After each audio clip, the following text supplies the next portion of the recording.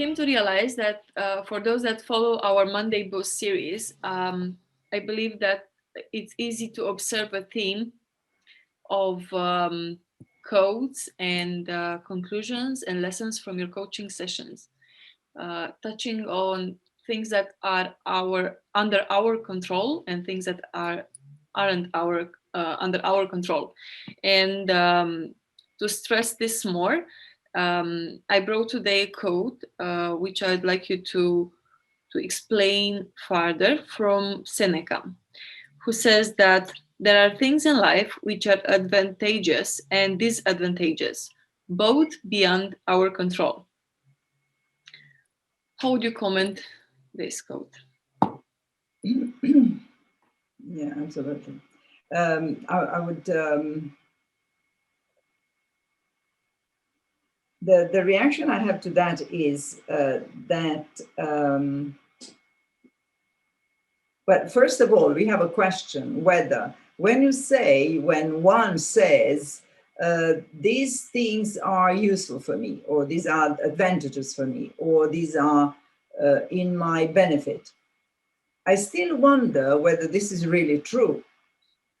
But okay, let's say it is, let's say, right? Then, so let's put it like this, right? I have a first question about whether indeed it's true or not, right? Love this. Okay, let's say it is true. Then the second question I have, or the second comment I will have here, is that, again, I quote Buddhist who saying that there is one characteristic, which is the impermanence of things. That means nothing is here to stay, neither good nor bad.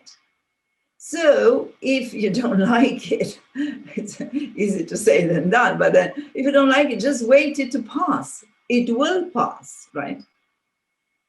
And so this will be the second comment, right? Now, the third comment I will do is that there is a certain ability. I'm not saying necessarily that we have all the ability, but we have a certain ability to change things. Now, here in what Seneca said is that these things in life are beyond our control.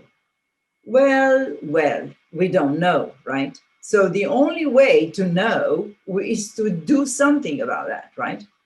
So then again, I'm coming back to another Buddhist quote saying that you have to do your best. Once you have done your best, then you let it go. So now we think, we believe that they are beyond our control. So let's test first, right? So let's say to sum up, let's say the way to take this quote is to say, well, number one, I will really question whether these things happening or this reality, present reality, is in your advantage or not.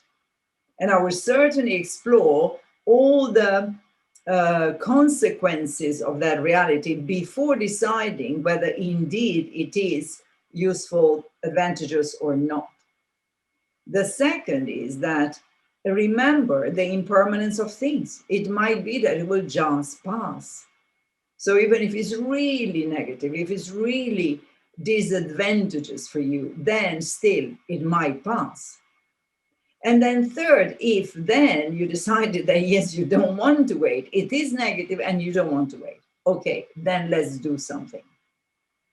And so coming back to one of your previous questions is, when do I revisit the past? Well, I revisit the past in order to be able to change something, in order to do something about that, in order to extract lessons, at least lessons, and modify what I can in that reality that I don't like, that I dislike, or that I consider disadvantageous. And then, so this could be the step number 3, do something. And then once you have done something and it doesn't change the reality, right? Then I would say, let it go. It is, as Seneca said, beyond your control.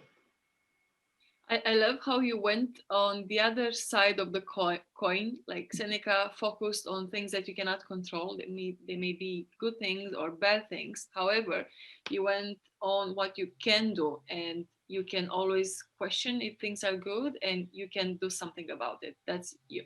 You're under your control. So I loved how you put it. So let's do some let's do what our best, and only then decide is beyond my control. True. True. So let's go with that. Thanks again for translating these beautiful quotes in beautiful nowadays experiences, and we're happy to have you here on our Facebook community. Thank you, Carmen. And then see you next week. See you next week. Bye bye. Bye-bye.